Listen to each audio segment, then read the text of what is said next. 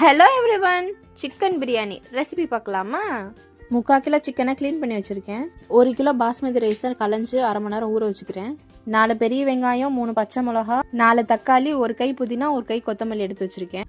இப்போ ஒரு பாத்திரத்தில் 1 ஸ்பூன் நெய் போட்டு தேவையான அளவு எண்ணெய் ஊற்றி 2 துண்டு பட்டை, 3 ஏலக்காய், 3 பிரிஞ்சி இலை போட்டு கட் பண்ணி வச்ச வெங்காயம் பச்சை மிளகாவையும் சேர்த்து நல்லா வதக்கிட்டு 2 ஸ்பூன் இஞ்சி பூண்டு பேஸ்ட் போட்டு நல்லா பச்சை வாடை போற வரைக்கும் வதக்கிட்டு கழுவி வச்ச 1 கை புதினா கொத்தமல்லியும் சேர்த்து நல்லா வதக்கி தனி மிளகாய் தூள் 2 spoon, biryani masala 2 spoon, Kashmiri red chilli powder 2 spoon சேர்த்து நல்லா வதக்கி அரை கப் தயிர், க்ளீன் பண்ணி வச்ச சிக்கனையும் இதோட சேர்த்து நல்லா வதக்கிட்டு மசாலாவுக்கு தேவையான அளவு உப்பையும் சேர்த்து தக்காளியும் சேர்த்து நல்லா வதக்கி கொஞ்ச நேரம் மூடி வச்சிடலாம்.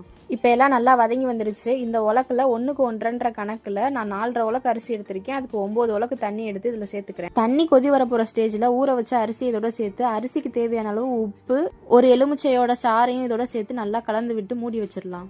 அப்பப்போ ஓப்பன் பண்ணி பார்த்து அடி பிடிக்காம இருக்க லைட்டாக கிளறி விட்டுக்கலாம். அவ்வளோதாங்க, சுட சுட சிக்கன் பிரியாணி ரெடி. பிரியாணியில் கொஞ்சம் தயிர் சம்பா, முட்டை, மட்டன், கோலா உருண்டை எல்லாம் கொஞ்சம் கொஞ்சம் பிச்சு வச்சு ஒரு வாய் வச்சிங்கன்னா அடடா டேஸ்ட் சூப்பராக இருக்கும் போங்க. மட்டன் கோலா உருண்டை ரெசிபி ஆல்ரெடி அப்லோட் பண்ணியிருக்கோம், எல்லாரும் மறக்காம பாருங்க. நீங்களும் அந்த ரெசிபியை ட்ரை பண்ணிட்டு எப்படி இருந்துச்சுன்னு கமெண்ட் செக்ஷனில் சொல்லுங்க. நான் வேற ஒரு வீடியோவில் பார்க்குறேன். பாய்.